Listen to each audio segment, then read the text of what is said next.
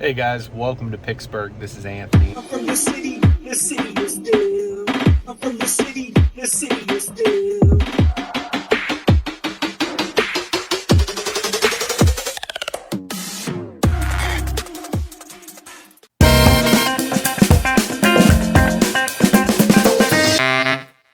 Today you caught me on my way into work. Just got here a little bit early. I figured I'd flip on the camera and record a little bit of content for you guys. I was driving into work and I heard something on the radio about time capsule is just getting ready to get buried. And it got me thinking, like, what would I put into a time capsule? And like everything I could think of that I would put into a time capsule was hobby related. So I figured, wouldn't it be fun to make a video of if you could put together a hobby time capsule of things that 100 years from now, what would you want people to dig up and find? So that really got the gears grinding, and I would love to kind of just open this up to the community and see what kind of things you guys would, number one, bury to see dug up 100 years from now. Now, keep in mind, the stuff you're burying, it's like you're donating to science, because barring you like finding like the fountain of youth, or like freezing yourself cryogenically, you're probably going to be dead 100 years from now. So whoever digs this up is going to technically profit from whatever you put in there. So because of that reason, I'm not going to be like, hey, I'm putting a 52 mantle in there, I'm putting a Clemente rookie, or like anything crazy like that. The stuff I personally would put in there, and this is just me, but I collect really weird stuff. So one thing that I have a pretty extensive collection of this at this point is high-end cards of notable busts, like throughout NBA and NFL history. So like I have some like insane X-Fractors of like Jamarcus Russell. I have some Topps Chrome refractors of Ryan Leaf. I have like select RPAs of Anthony Bennett, Prism autos of Anthony Bennett. Granted, Anthony Bennett was a Cav, so I have a lot of Anthony Bennett, but notable busts throughout history. For some reason, I enjoy collecting cards that, like, their rookie season would have been like tremendously expensive, that now I can find in bargain boxes for like $1 to $5. Last time I was at the National, I added so much to my bust PC. It's insane. And I don't know what it is, but like looking at these cards of like notable busts, for some reason, just like tickles my fancy. So I don't know, but yes, your boy does have a pretty extensive bust PC. So I would love to have just like all of these crazy high-end like bust cards like dug up, so somebody's like, what in the hell was this guy thinking? So I just think that'd be unique and fun.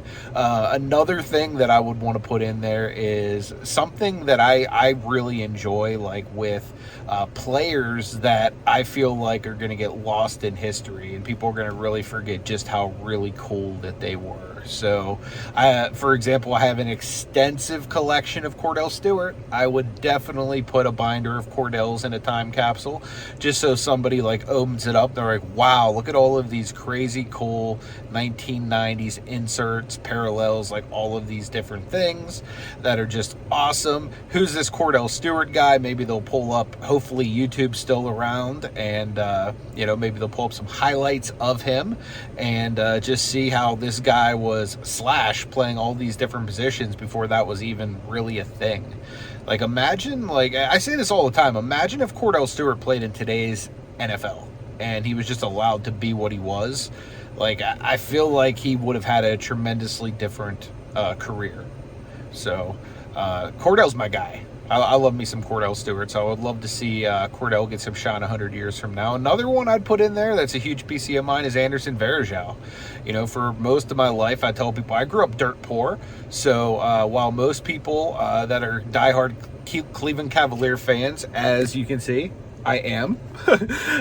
Since most people that are diehard Cleveland Cavalier fans were chasing LeBron like most of that time, I was chasing Verjao just because I grew up dirt poor. I couldn't afford all the high-end LeBrons like right around his rookie second year and stuff like that, because obviously the hype is real. So you're basically paying prices like equivalent, if not more than what they are right now, when he's already basically cemented himself as, if not the best, the second best player basically of all time. So his cards were expensive as hell back then too. So here's me over there collecting up all the Anderson Varejãos I could. So I have a pretty extensive collection of Anderson Varejão. Just some really unique and fun cards I would want to put in there too. Just shout out the Wild Thing, man. That's one of my guys. So you know, I would like to put in some of those more obscure guys that I PC that, I mean, even like now, like, do a lot of people know who Verjao is that really don't follow the Cavs? Probably not. You know, like a lot of like the young collectors, they probably have no clue who Anderson Verjao is. So guys like that, I would love to, you know, bring a little bit of you know, awareness to 100 years from now, because in my opinion, I feel like guys like that are going to get lost in the shuffle. You know, like if you look at like what their rookie cards go for now, it's like nothing. You know, it's absolutely nothing. You know, these are guys that are not Hall of Famers, you know, so like even when Hall of Famers, you know, guys like Gary Payton, their rookie cards get no love. Sean Kemp's, their rookie cards get no love. David Robinson rookie cards get no love. You know, guys like Anderson Varejão, Cordell Stewart, those type of guys are going to be lost in the hobby lineages for forever, you know, 100 years from now, in my opinion.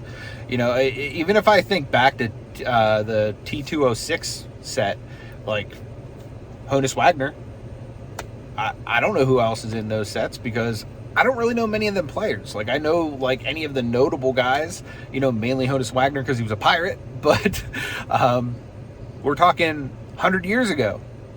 I don't know most of those guys, and I think that 100 years from now, most of the guys that we know and love now, most people aren't going to know too.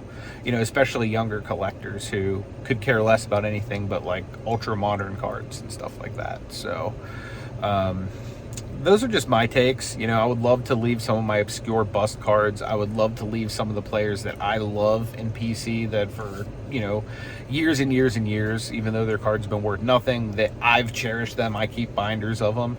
And then the last thing I'd really like to leave in there, guys, I really thought long and hard about this. I have some really obscure stuff in my PC, you know what I mean? Like I have autographs of Jaleel White, who played Steve Urkel, you know what I mean? Like I have a Ray Liotta autograph who played Henry Hill in Goodfellas, you know what I mean? But I probably would want to leave behind my Jaleel White, just because it's not tremendously expensive. Like it's worth under $100. So it's like, I'm not going to like kick myself like, man, I just left like one of my LeBron rookies that, you know, I'm never going to see again. But like, they're going to actually dig it up 100 years from now, and they're going to have to look up who Jaleel White is, and they're going to find Urkel. And I feel like that's going to be pretty awesome, like Urkel coming out of the time capsule 100 years from now. So, guys, do me a favor, down in the comment section, let me know what you would put into your hobby time capsule for somebody to dig up 100 years from now and find. Till the next video, may God bless you. Hope you take it easy. I'm from the city. I'm from the city. The city is. I'm from the city. The city is good.